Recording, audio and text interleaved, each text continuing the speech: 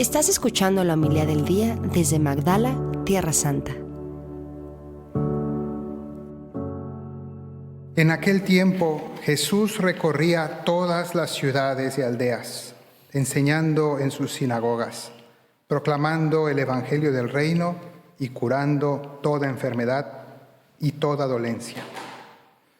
Al ver a las muchedumbres, se compadecía de ellas, porque estaban extenuadas y abandonadas, como ovejas que no tienen pastor. Entonces dice a sus discípulos: la mies es abundante, pero los trabajadores son pocos. Rogad pues al Señor de la mies que mande trabajadores a su mies. Llamó a sus 12 discípulos y les dio autoridad para expulsar espíritus inmundos y curar toda enfermedad y toda dolencia.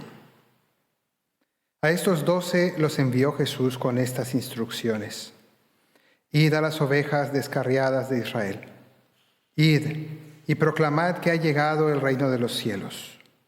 Curad enfermos, resucitad muertos, limpiad leprosos, arrojad demonios. Gratis habéis recibido, dad gratis. Palabra del Señor. Gloria a ti, Señor Jesús.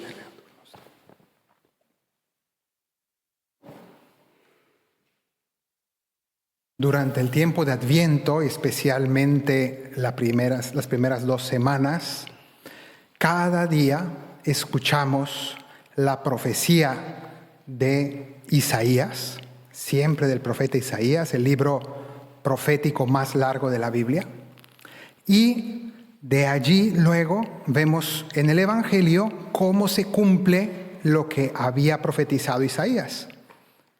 Isaías, varios siglos antes de Jesús, había ya profetizado que el pueblo no sería abandonado, que Dios iba a actuar, que Dios no se iba a quedar con los brazos cruzados, que Dios ama a su pueblo a pesar de que es un pueblo pecador. Y entonces la profecía de Isaías está llena de palabras de consuelo, de promesas del Señor, para que el pueblo no decaiga en su esperanza. ¿Qué pasaba al pueblo en ese momento? El pueblo estaba en Babilonia, desterrado, le habían destruido Jerusalén, habían destruido el templo. Y el pueblo pensaba: Dios nos ha rechazado, Dios nos ha abandonado, el Señor se ha olvidado de nosotros. Y el profeta viene a decir: no, de ninguna manera, el Señor todavía está pendiente de su pueblo y no les ha abandonado. Entonces, cada día escuchamos estas promesas de amor de Dios, pero esas promesas serían solo palabras vacías si no se hubieran cumplido en algún momento. Y entonces llega el momento del cumplimiento, que es Jesús. Y entonces hoy, si en la primera lectura hemos escuchado precisamente que el Señor, la luz de la luna será como la luz del sol, y cuando el Señor vende las heridas de su pueblo y cure las llagas de sus golpes, el Señor vendrá a curar a su pueblo. Está prometiendo esto Isaías. Y unos siglos después se nos dice que Jesús recorría todas las ciudades, enseñando en las sinagogas, proclamando el evangelio del reino y curando toda enfermedad y toda dolencia. Entonces ahí se cumple, ¿no?, lo que había prometido Isaías. Pero eso no basta, porque no es suficiente que haya ocurrido hace 2000 años que Jesús estuvo en estos lugares, precisamente aquí en Magdala. Pasó Jesús y estuvo predicando y estuvo sanando, curando enfermos. Pero no basta eso, sino que ahora la pregunta es: ¿cómo se cumple esa promesa de Isaías? ¿Y cómo se cumple eso que predicó Jesús 2000 años después de Jesús, hoy, aquí, en los tiempos de la iglesia? Y eso se sigue cumpliendo, porque se nos dice que Jesús, aquí en Galilea, llamó a 12 discípulos, y no solo los llamó, les dio autoridad. Importantísimo. El Señor dio autoridad. No dio una autoridad así en general a cualquiera que lea la Biblia, no. Dio autoridad a unos 12 discípulos y sobre ellos fundó una iglesia Y esos 12 discípulos luego llamaron a otros, que llamaron a otros, y esa iglesia perdura durante 2000 años, sigue en pie hasta el día de hoy. Les dio autoridad para expulsar espíritus inmundos, autoridad para curar enfermedad y para curar toda dolencia. Les dio autoridad para predicar, porque les dijo: vayan a las ovejas descarriadas de Israel, vayan y proclamen que ha llegado el reino de los cielos, vayan a anunciar, vayan a predicar. Y esa autoridad y ese mandato continúa el día de hoy. De manera que Dios sigue actuando, sigue sanando, sigue curando. Sanando, a veces solo pensamos en las enfermedades físicas, que también existe la sanación física y el Señor muchas veces de manera milagrosa lo hace. Pero sanar a la humanidad es sanarla de todo, sanar a la sociedad de sus enfermedades, del pecado, sanarla de heridas emocionales, sanar de desórdenes de la pobreza, sanar a la sociedad de tantas carencias que existen en el mundo. La humanidad necesita muchos tipos de sanación y de curación. Y la iglesia hoy está llamada a ser la presencia de Cristo en todas partes, anunciando, sanando, liberando. Entonces hemos visto que en la descripción que hace el Evangelio de hoy, se nos cuenta que Jesús iba por todos lados, por las sinagogas, enseñando, proclamando, curando.